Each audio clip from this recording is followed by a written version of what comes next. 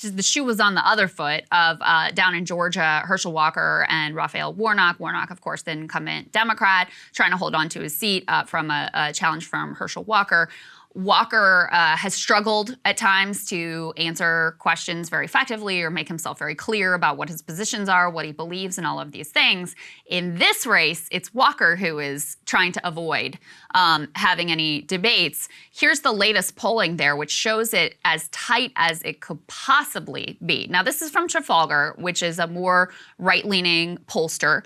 They, in some of the states in 2020, they were fairly close. In some, they did overstate the Trump support. But, I take seriously what their polls say. And they've got Walker up by a point on Warnock with 3% undecided. So again, I think this race is as close as it possibly could be.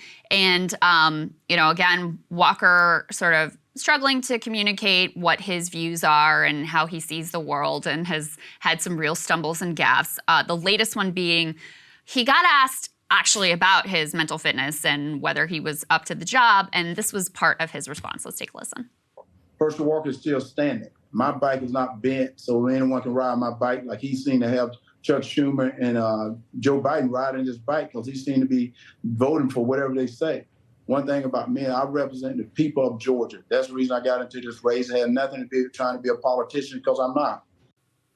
So that's what's going on there. Yeah, I mean, listen, I feel the same way like I kind of do about Fetterman. It seems skeevy, but look, it's well known that these guys are subject to a hell of a lot of brain injury, and that over the lifetime that causes erratic behavior, memory loss, slowness whenever you talk, and a general feeling of like, hey, what's wrong with that guy? Don't have to say that isn't the case with many people who are fighters, many people who have been in football, over the years, boxers, etc. So it seems to be the case. If I were Walker, I wouldn't debate. I mean, after all the stuff he's got barely a chance in hell. Okay, that's not fair. Let's say he's got a 35-40% chance. I mean, what would I do? I would just bet like hell on the national environment. Yeah. Try not to open my mouth, get Trump to stump for me and bring out as many Republicans as possible, and then pray like hell that you win on election day. I mean, he's not a particularly good candidate. This is just what you hope for. That's just reality. I mean, Oz and Walker are kind of the two emblems of Republican candidate quality issues. But that being said, I mean, he's still got a chance.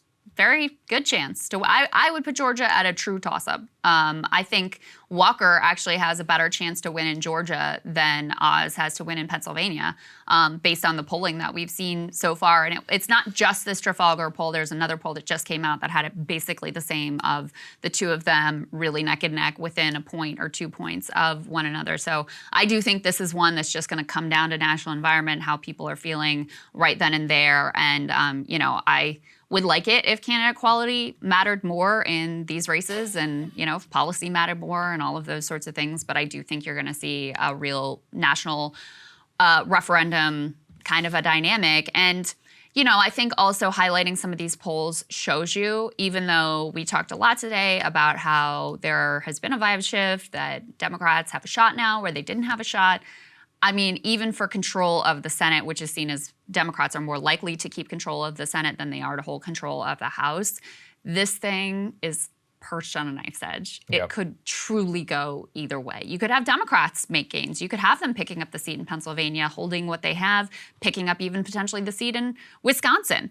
You could have Republicans, not just getting control, but being able to surpass that and make significant gains. So it really is as close as it could be. And, now we're going into Labor Day weekend. This is sort of like the official start of the hot campaign season. This is also when pollsters start to shift from their registered voter models to their likely voter models. Those usually favor Republicans more.